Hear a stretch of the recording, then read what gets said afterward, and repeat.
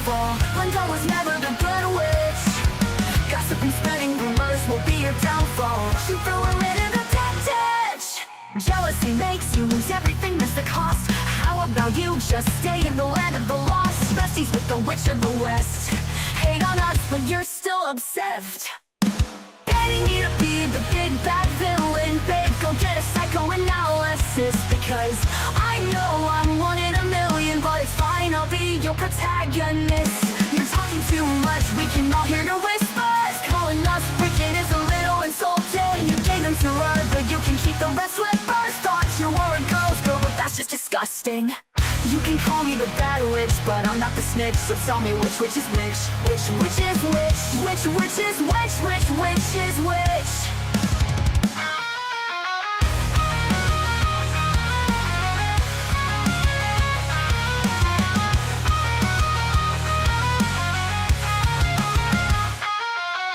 Mirror on the wall, who's the saddest one of all? Glenda was never the good witch.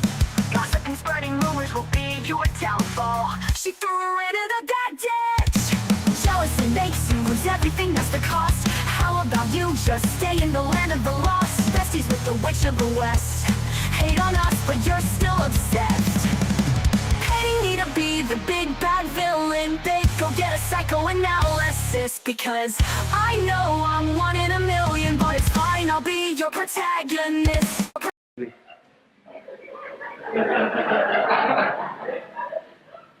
And there came to my mind a story that Lou Holtz told, years and years ago. It deserves to be retold, and it's a good introduction. It's something very sad. It's about 3 drunks who were on the 30th floor of a New York hotel when the elevator broke down. And they came in about 1 or 2 o'clock in the morning, and the manager said, "I don't want to send you men up to the 30th floor." He said, "The elevator's broken, we have cots here. And we put them in the mezzanine. You can sleep there for the night." The first drunk said, "No, we want to go to our room." The first 10 floors, the first drunk said, "I'll sing." And the second one said, "And for the next 10 floors, I will tell funny stories." And the third one said, "And for the last 10, I will tell sad stories." So up they started. First 10 floors, the first man sang. Next 10 floors, the next man told funny stories. They got to the 20th floor. They said to the third man, "All right, begin your sad stories." He said, "I forgot the key."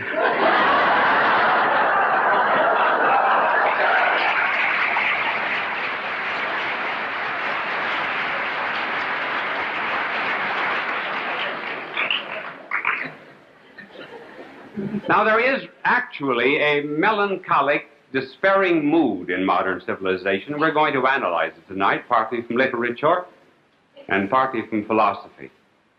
I wonder if a symbol of it, for example, is not putting safety belts on pleasure automobiles. It's just a tiny little thing, but people are looking for disaster. I wonder if they go on a ship, if they look for the lifeboats instead of looking for the cabins. Remember 30 years ago, those of you who will admit you're old enough to remember 30 years ago? You remember it was an optimistic age. H.G. Wells was writing, and he was saying that thanks to evolution, thanks to progress, thanks to science, there will be no more war, no more death, no more disease. But within the lifetime of Wells, the pendulum swung to the other extreme. We were saying at the end of World War I, this was the war to end all wars. And then came the despair and the melancholy. And H.G. Wells, in his Anatomy of Frustration, said, "As I look before me, I can see nothing but death and disaster and catastrophe awaiting man." He who wrote about the caveman, saying that he would one day reach up his hands into the stars, ended by speaking of a man in a cave, in escape from bombs. That's the way our world has traveled in thought within 30 years. Literature is full of that mood of despair. Now let us try to analyze it and break it down into the 3 steps toward melancholy. The first is egotism. That's step number 1. The second is an uneasy conscience, which begets a hatred of goodness. And the third step is a preoccupation with death, leading also sometimes to suicide. Now the first, egotism. Here, by egotism, we do not mean selfishness. It's something more than that. It's rather the affirmation of modern man that he is his own law, his own standard of truth, his own standard of goodness, and his own standard of virtue. He denies all objectivity. That is to say, anything outside of himself that might in any way determine him. He denies, for example, music. It is almost like denying music outside of the piano. He decides which note is right and which note is wrong. He is his own yardstick. And this egotism and this making of the man who is relative, the absolute, and the unconditioned was forecast by a great Russian writer of the last century, Dostoevsky. And over 100 years ago, Dostoevsky spoke of what he called a plague of Asia that would sweep over Europe and all over the world. And this is the way he wrote 100 years ago.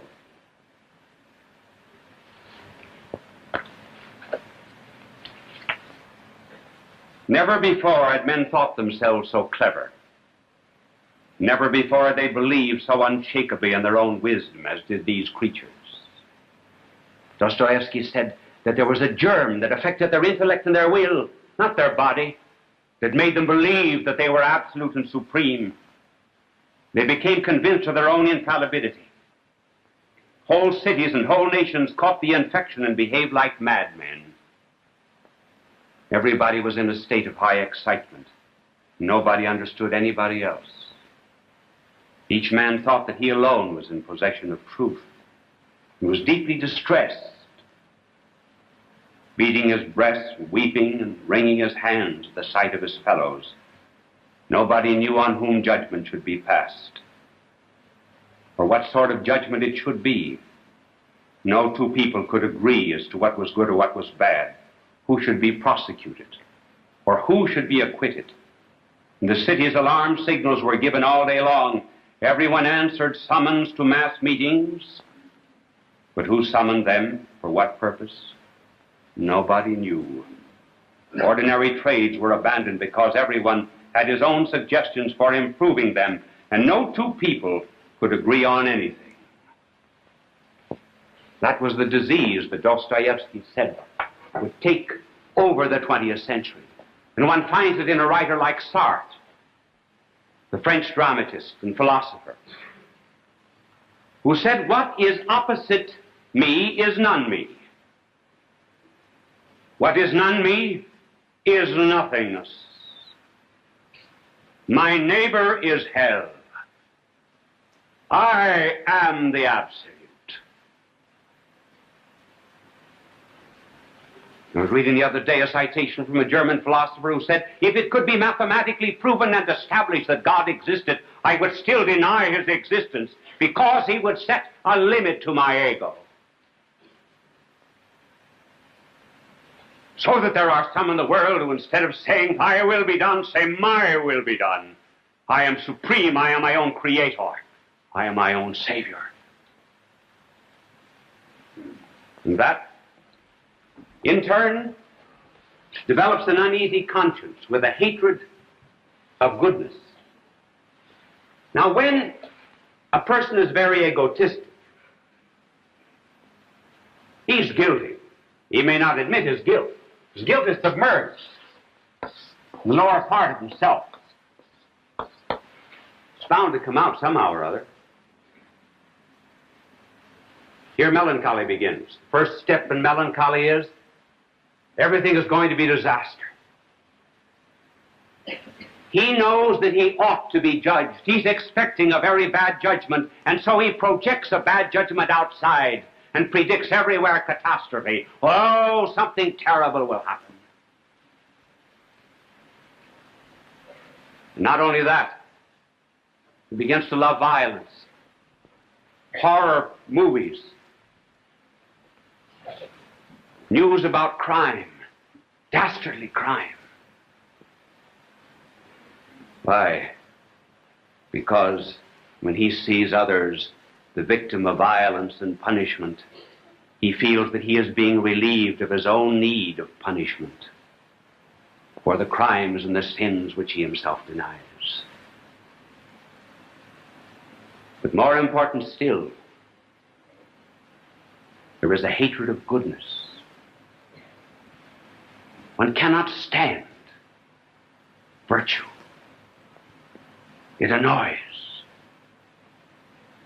He cannot completely destroy the image of God that is within, but he would destroy every semblance of that goodness that was on the outside. Then he thinks that he could restore integrity to himself. And Dostoevsky, again coming back to him, sometime I would like to give a whole telecast on this great Russian novelist. Dostoevsky has one of his characters who was a kind of a future communist. His name was Versilov, say, "I really do not know what's the matter with me. I'm split on the inside, and I'm horribly afraid of it. It is just as though one's second half were standing beside oneself. There's the sensible and rational self, but the other self is impelled to do something perfectly senseless. And suddenly you find you're doing that very thing. You do not want to do it, but you're doing it. I know a doctor who suddenly began to whistle in church at the father's funeral. I was afraid to go to a funeral today. I was afraid that I might begin to whistle too. I really don't know why I've been haunted that I might come to a bad end. I've been haunted with the thought of that doctor. And then at that moment, he picks up an icon from a table, turns it around in his hands. He speaks to Sonia. Do you know Sonia? Here, I've taken up that icon again. Do you know that I have a dreadful longing right now, this very second, to smash it against a stone, against a corner? And I am sure that if I did, it would break into two halves. Split. Like I am. And he took up the icon. He could not stand the sight of goodness. And he threw it into a corner, and it broke in two pieces. Exactly.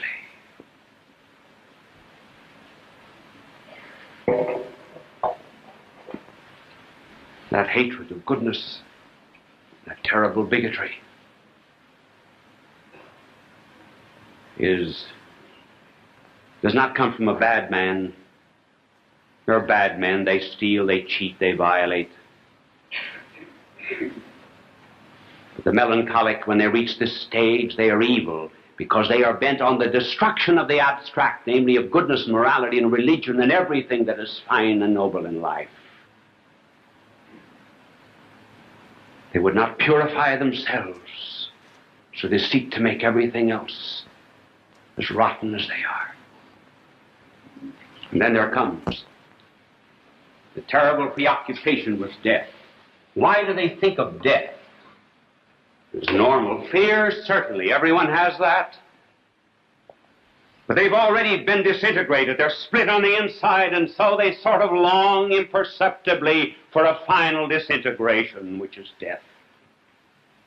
They deny the objective, and so they think of committing suicide. When they get into this despair, every alcoholic thinks of suicide.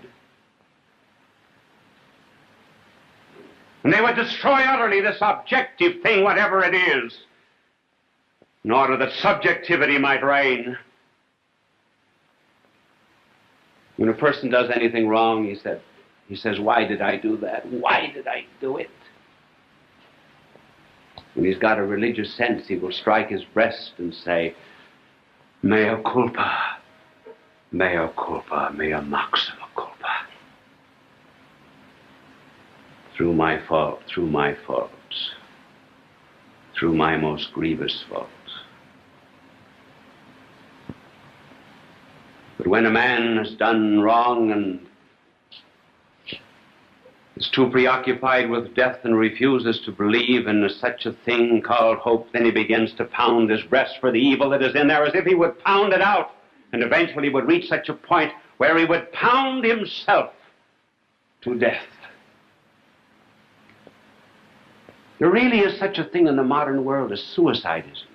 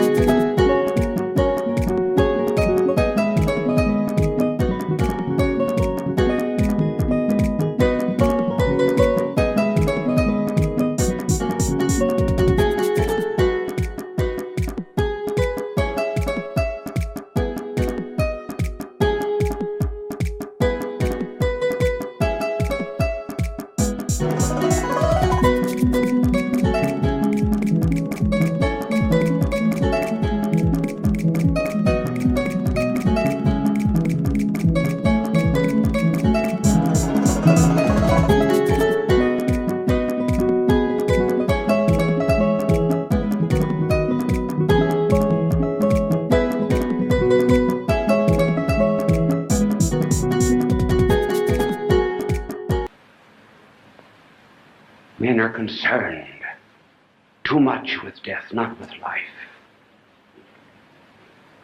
And that comes from that unholy despair. Does it? Does it mean that there's no hope? No.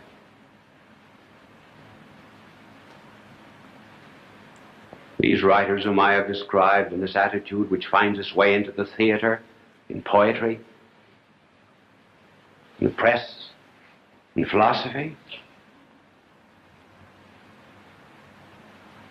this attitude is not so far away from something fine and good and noble. There are no hopeless cases. A man will go on enduring anything in life so long as he has a reason for living. When there's no reason for living, then life is cheap. It's not the poor. There's not so much the underprivileged. There's not so much the starving that would give up hope.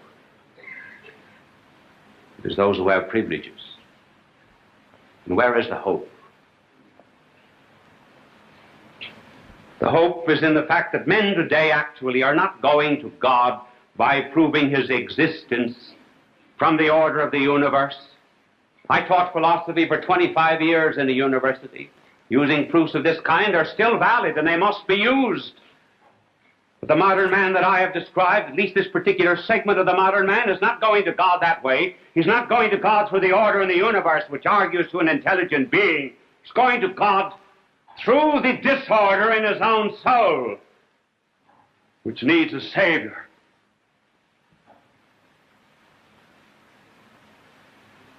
He sees that there is an abyss inside of him, the abyss of misery, and the abyss cries out to the abyss of mercy.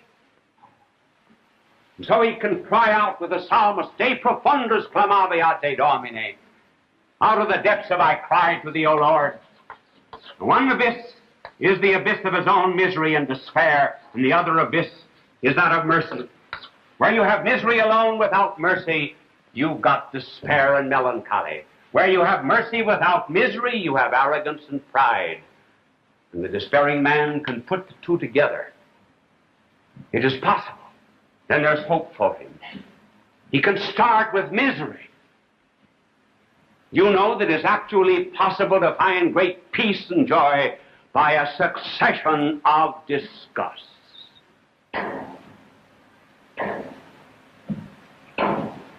Sure, there's contradiction inside. Certainly. You see the contradiction, for example, between this bar of life, which is upright, and the threatened bar of death that would cross it. You see, is the contradiction between what he is and what he ought to be. He sees also the contradiction that is inside of him because he's pulled in different directions. He's pulled, for example, back to the past, drags after him. He cannot shed it, he cannot forget it as much as he would. And then on the other hand, he's looking out to the future, distant and away. That's a contradiction. He can start there. He looks inward, sees himself, sometimes like a snake pit. And he looks outward to the things that he loved, to the things that he hated, to the things that crossed him, to the things that pleased him. Now to this contradiction, he now begins to look with hope.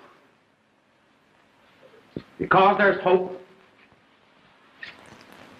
when there's mercy. And there's mercy when someone comes to this earth and takes upon himself all of that misery and all of that contradiction, who takes something of the fear and the anxiety and the dread and the despair,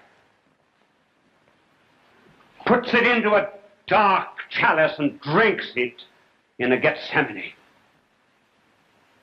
There's mercy, too, when the God becomes man. When he's unfurled by hate, upon a cross then says to the miserable, Father, forgive them, for they know not what they do. There's hope, too, when the same one takes upon himself something of the loneliness and the bitterness of the atheist, and then shutting out the consolation of divinity, cries, my God, why hast thou abandoned me? There's hope when the same one prays, forgive, and then rises from the dead after all of this misery and desolation and denounces that victory of mercy, not to a virgin as his birth was announced, but announces it to a converted prostitute, to one who was in the depths of melancholy and despair. Why, from that time on, one begins to realize that he never could call, unless he had sinned, he never could call Christ Savior.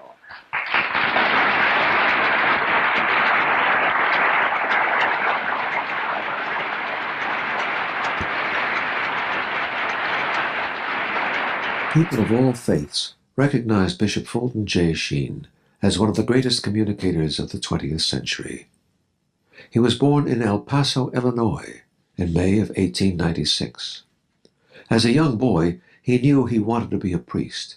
He served as an altar boy at St. Mary's Cathedral in Peoria, Illinois.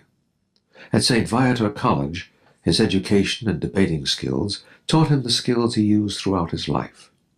His unique ability at being natural and at ease in front of any audience was noted early in his ministry. He was ordained in 1919 and went on to become one of the best-known and greatly loved priests in church history. He wrote 96 books and hundreds of articles and columns. He broadcast numerous radio and TV programs. People from all faiths watched him on television because he spoke to every man. They always waited with joy for his goodbye, his blessing, God love you. It continues to give us joy and memories. Bye now, and God love you. Bishop Fulton J. Sheen went to be with the Lord in December of 1979. Fulton J. Sheen, requiescat in pace.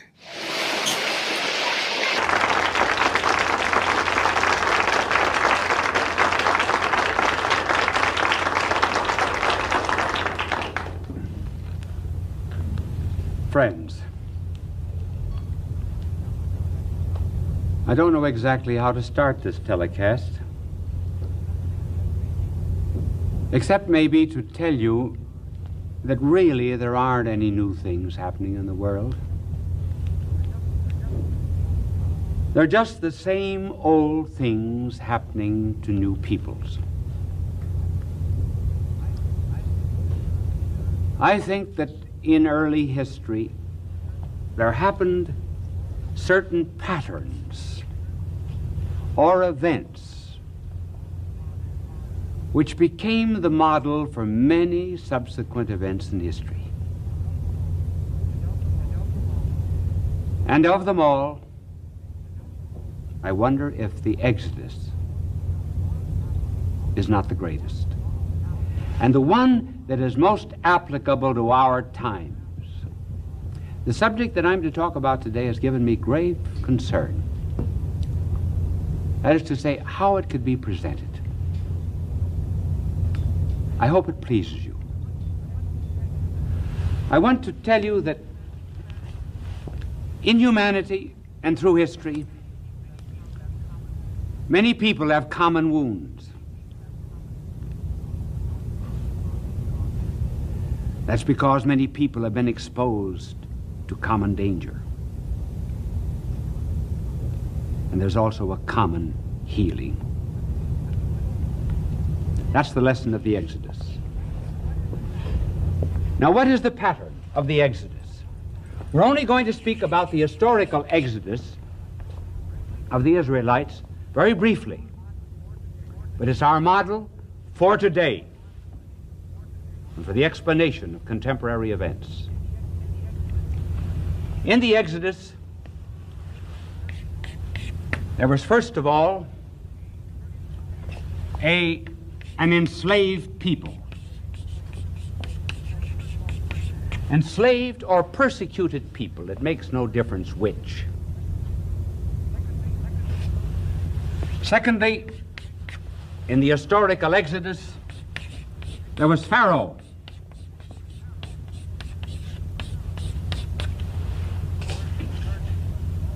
And thirdly,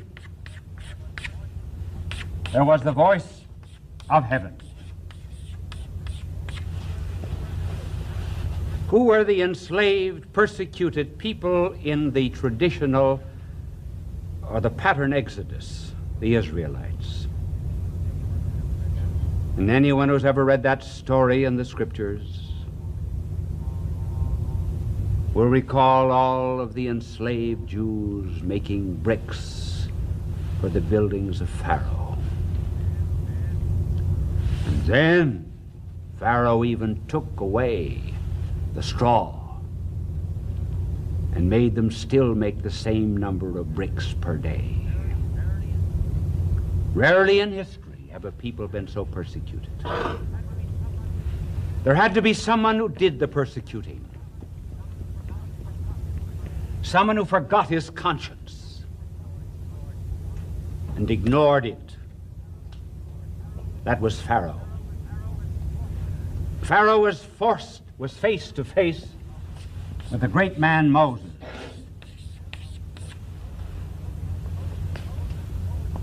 And Moses spoke the voice of heaven to him. And the words of heaven were, "Let my people go." That's about all we ever hear of that verse. The rest of it is, "That they may worship me." That they may worship me. Why release the enslaved? Why free them? For worship, worship, worship.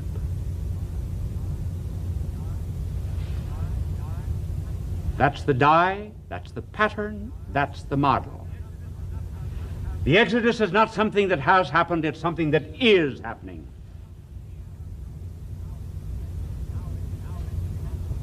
Now let me tell you how it is happening in our modern world and how we have to look at events and what is to be the conclusion of these events.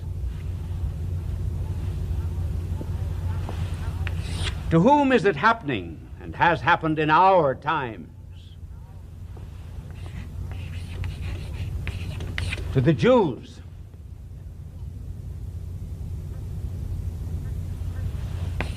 To the Christians.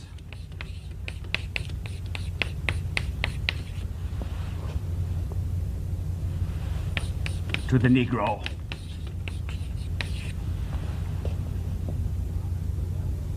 What happened in Egypt is happening now. Jews, Old Testament. Christians, New Testament. Negroes, race. Somewhat the same as there. These are the events of our day. Now let me tell you something about each. Because hate has had something to do with each of them. Was it not Lord Byron who said,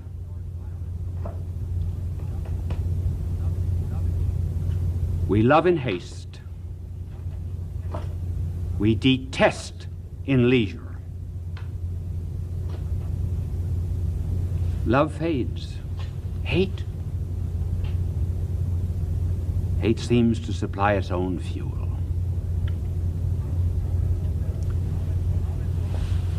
Now let's go through the three of them. First, the Jews.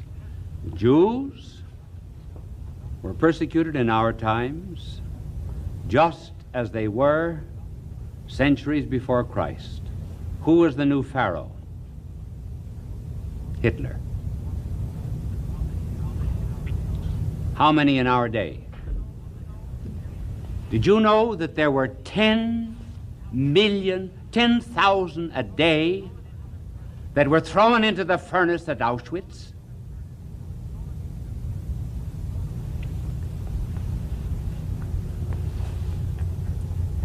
Their skin was used as lampshades. Unspeakable tortures. And in all, let us not forget, in our day, 6 million Jews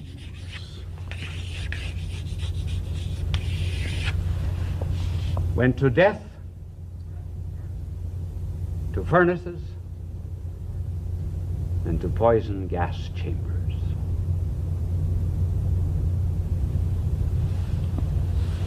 I don't know whether I ever told you the story of Viktor Frankl.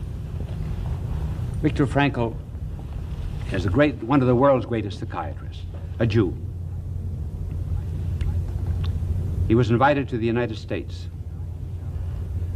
to establish his new school of logotherapy, as he called it. In other words, life must have a meaning. But he had a father back in Vienna. Hitler was just burning the synagogues. Should he go to America?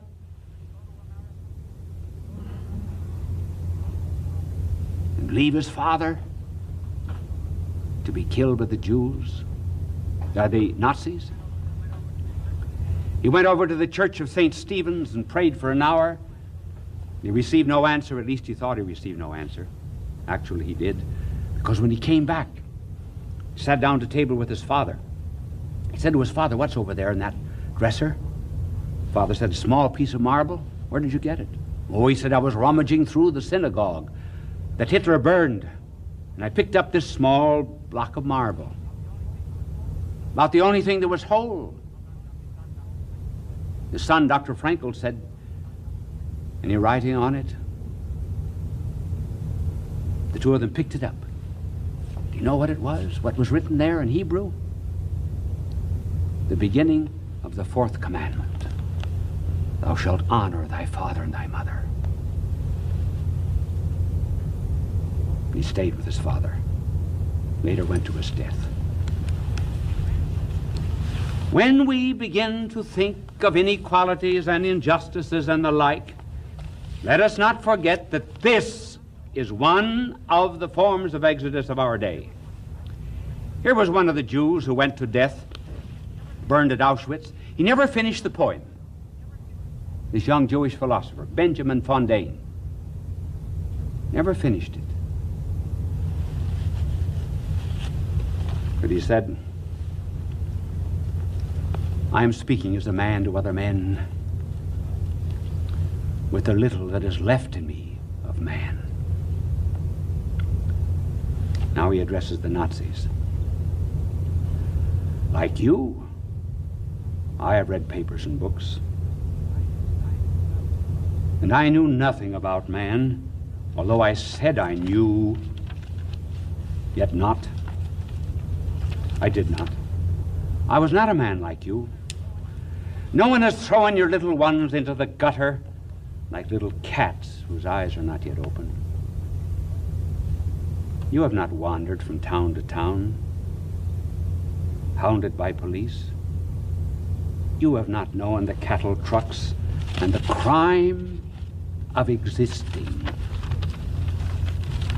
The day will come when we shall be beyond the land of memory, and I shall be a handful of nettles beneath your feet. When you examine this handful of nettles beneath your feet, in a history lost to you, how wonderful, a history lost to you, only remember that I was innocent. And on that day, like you, I also had a face marked by anger, pity, joy. Simply the face of a man.